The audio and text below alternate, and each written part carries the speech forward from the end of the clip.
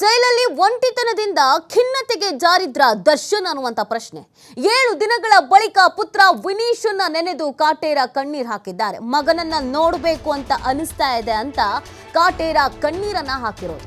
ಬಳ್ಳಾರಿ ಜೈಲಲ್ಲಿ ಒಂಟಿತನದಿಂದ ಖಿನ್ನತೆಗೆ ಜಾರ್ಬಿಟ್ರ ದರ್ಶನ್ ಅನ್ನೋದು ಈ ಮುಖಾಂತರವಾಗಿ ಪ್ರಶ್ನೆ ಹುಟ್ಟಾಕುವಂತೆ ಮಾಡಿದೆ. 7 ದಿನಗಳ ಬಳಿಕ ಪುತ್ರ ವಿನೀಶನ್ನ ನೆನೆದು ಕಣ್ಣೀರ್ ಹಾಕಿದ್ದಾರೆ. ಮಗನ್ ನೋಡ್ಬೇಕು ನಾನು ಅಂತ ಹೇಳಿದ್ದಾರೆ. ಭಾವುಕರಾಗಿದ್ದಾರೆ ದರ್ಶನ್. ಅಧಿಕಾರಿಗಳ ಜೊತೆಗೆ ಸರ್ ನನ್ನ ಮಗ ವಿನೀಶ್ನ ನೋಡ್ಬೇಕು ಅಂತ ಹೇಳಿ ಭಾವುಕರಾಗಿದ್ದಾರೆ. ಜೈಲಾಧಿಕಾರಿಗಳ ಬಳಿ ಮಗನನ್ನ ನೋಡುವ ಹಂಬಲವನ್ನ ವ್ಯಕ್ತಪಡಿಸಿದ್ದಾರೆ ದಾಸ. ಇವತ್ತು ಅಥವಾ ನಾಳೆ ದರ್ಶನ್ ಪುತ್ರ ಬಳ್ಳಾರಿ ಜೈಲಿಗೆ ಭೇಟಿ ನೀಡುವ ಸಾಧ್ಯತೆ ಇದೆ. ಪತ್ನಿ ವಿಜಯಲಕ್ಷ್ಮಿ ಬಳಿಯೂ ಕೂಡ ವಿನೀಶನ್ನ ಕರೆ ತರುವಂತೆ ದರ್ಶನ್ ಹೇಳ್ಕೊಂಡಿದ್ದಾರೆ. ವಿಜಯಲಕ್ಷ್ಮಿ ಭೇಟಿ ಆಗಿದ್ರು, ಬಟ್ಟೆ ಡ್ರೈ ಫ್ರೂಟ್ಸ್ ಎಲ್ಲ ಕೊಟ್ಟು ಬಂದಿದ್ರು. ಆದರೆ ಪರಪ್ಪನ ಅಗ್ರಹಾರ ಜೈಲಲ್ಲಿ ಮ್ಯಾನೇಜರ್ ನಾಗರಾಜ ಜೊತೆಗಿದ್ರು. ಜೊತೆಗೆ ಬೇರೆ ಬೇರೆ ಪಾರ್ಟ್ನರ್ಸ್ ಕೂಡ ಜೊತೆ ಕೂತು ಮಾತನಾಡ್ತಾ ಇದ್ರು. ಆದರೆ ಬಳ್ಳಾರಿಯಲ್ಲಿ ಒಬ್ಬರೇ ಆಗ್ಬಿಟ್ಟಿದ್ದಾರೆ, ಒಬ್ಬಂಟಿ. ಅಕ್ಕಪಕ್ಕನೂ ಮಾತಾಡಕ್ಕೆ ಯಾರೂ ಇಲ್ಲ, ವಾಕು ಮಾಡಬೇಕು ಅಂತಂದ್ರೂ ತುಂಬ ದೂರ ಎಲ್ಲ. ಇದೆಲ್ಲದ್ರಿಂದ ಒಂದು ರೀತಿಯಾಗಿ ಮನಸ್ಸಿನ ಮೇಲೆ ಘಾಸಿ ಆದಂಗೆ ಕಾಣಿಸ್ತಾ ಇದೆ ದರ್ಶನ್ಗೆ. ಹಾಗಾಗಿ ನನ್ನ ಮಗನ್ ನೋಡಬೇಕು ಸರ್ ನಾನು ಅಂತ ಅಧಿಕಾರಿಗಳ ಬಳಿ ಕೇಳ್ಕೊಂಡಿದ್ದಾರೆ. ಇಷ್ಟೇ ಆದ್ರೂ ತಂದೆ ಮಗನ ಬಾಂಧವ್ಯ, ಮಗ ಅಂದರೆ ತಂದೆಗೆ ಪ್ರೀತಿ, ತಂದೆ ಅಂದರೆ ಮಗನಿಗೆ ಪ್ರೀತಿ.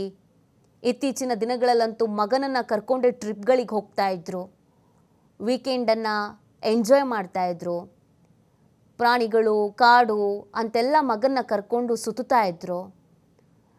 ಶೂಟಿಂಗ್ನಲ್ಲಿ ಬ್ಯುಸಿ ಇದ್ದಾಗ ಅನ್ನಿಸ್ತಾ ಇರಲಿಲ್ಲ ಮಗನ ಜೊತೆಗಿನ ಬಾಂಡಿಂಗ್ ಹೇಗಿದೆ, ಏನು ಎತ್ತ ಅಂತ. ಆದರೆ ಈಗ ಮಗನ ನೋಡಬೇಕು ಅಂತ ಅನ್ನಿಸ್ತಾ ಇದೆ. ಅದು ಬಳ್ಳಾರಿಗೆ ಬಂದ ಮೇಲೆ ಸ್ವಲ್ಪ ಜಾಸ್ತಿನೇ ಆಗಿದೆ. ಪತ್ನಿ ಬಳಿನೂ ಕೂಡ ಮಗನ ಕರ್ಕೊಂಡು ಬಾ ಅಂತ ಹೇಳಿದ್ರಂತೆ. ಈಗ ಅಧಿಕಾರಿಗಳ ಬಳಿ ನನ್ನ ಮಗನ ನೋಡಬೇಕು ಅಂತ ಅನಿಸ್ತಿದೆ ಸರ್ ನನಗೆ ಅಂತ ಹೇಳಿದ್ದಾರೆ. ಸೊ ಹಾಗಾಗಿ 2 ದಿನಗಳಲ್ಲಿ ವಿನೀಶ್ ಬರುವಂತ ಸಾಧ್ಯತೆ ಇದೆ.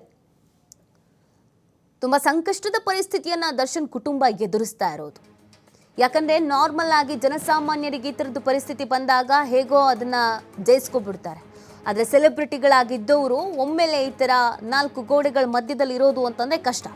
ಈ ಬಗ್ಗೆ ಮತ್ತಷ್ಟು ಮಾಹಿತಿಯನ್ನು ನೀಡ್ತಾರೆ ನಮ್ಮ ಪ್ರತಿನಿಧಿ ಅರುಣ್. ಬಳ್ಳಾರಿಯಲ್ಲಿ ದರ್ಶನ್ ಒಬ್ಬಂಟಿ ಆಗಿದ್ದಾರೆ. ಸ್ವಲ್ಪ ಎಲ್ಲೋ ಒಂದು ಕಡೆಯಲ್ಲಿ ಅವರಿಗೆ ಏಕಾಂಗಿತನ ಅನ್ನೋದು ಮನಸ್ಸಿನ ಮೇಲೆ ಭಾರಿ ಘಾಸಿ ಬೀರಿದಂಗೆ ಕಾಣಿಸ್ತಾ ಇದೆ. ಮಗನ್ ನೋಡಬೇಕು ಅಂತ ಅಧಿಕಾರಿಗಳ ಬಳಿ ಅಳಲನ್ನು ತೋಡ್ಕೊಂಡಿದ್ದಾರೆ ಅನ್ನೋದ್ರ ಬಗ್ಗೆ ಗೊತ್ತಾಗ್ತಾ ಇದೆ. ಏನೆಲ್ಲ ಮಾಹಿತಿ ಇದೆ ಅರುಣ್ ಇದಕ್ಕೆ ಸಂಬಂಧಪಟ್ಟಂತೆ?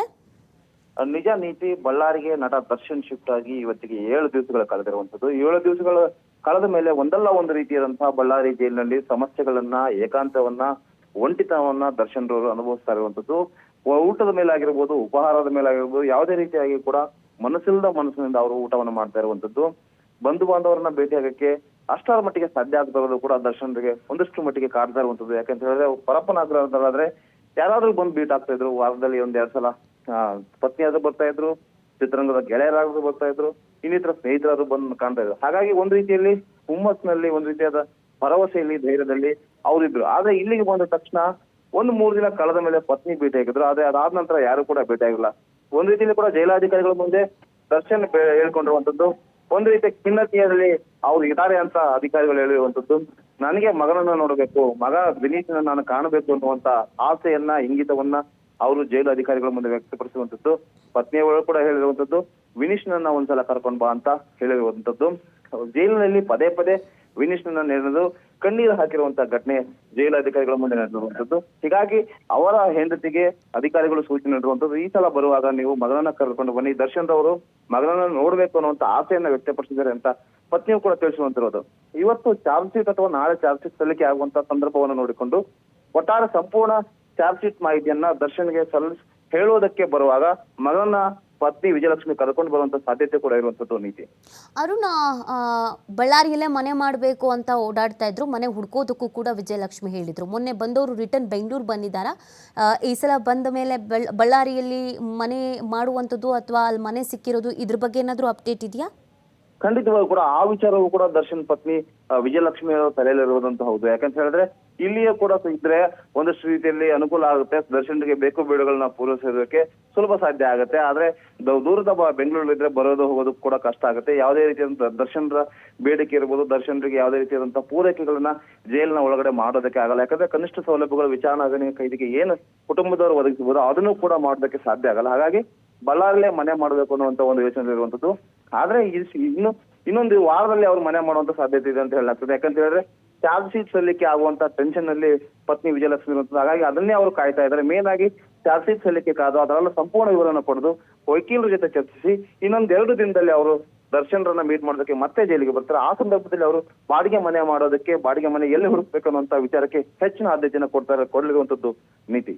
ಓಕೆ, ಥ್ಯಾಂಕ್ ಯು ತಮ್ಮೆಲ್ಲ ಡೀಟೇಲ್ಸ್ಗಾಗಿ. ಯಾರು